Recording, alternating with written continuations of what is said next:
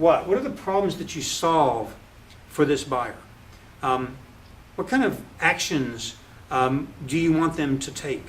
What call to action are you trying to get them to take? How are you remarkable? What value, what unique value do you bring to the table for them? Where are they located?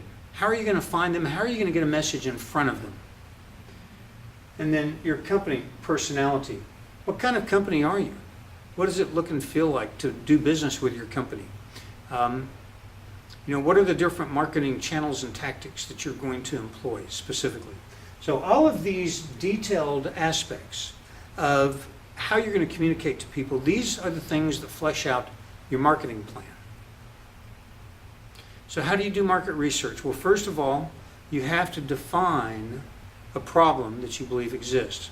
Then you go out and you collect data from your customers about whether or not that problem exists and how they perceive that problem.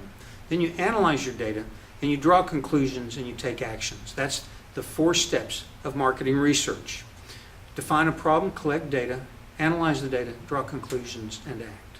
And the problems largely, what do you perceive there to be in the way of a demand or need, and does that need really exist? I mean, that's what you're trying to figure out. You've got a product or service that you think is going to fix a problem that consumers have. Well, you need to identify whether or not that problem is a real problem, and if it is a problem, will they take action on it? And if they will take action, will they consider the product or service solution that you provide? Because let's face it, if we're not able to provide a solution to a problem, then we don't have a sale. People have to want what we have, and they have to want it because they perceive they need it and that they have a need, that they need it. All right, relationship marketing, customer relationship management. This is, again, a component of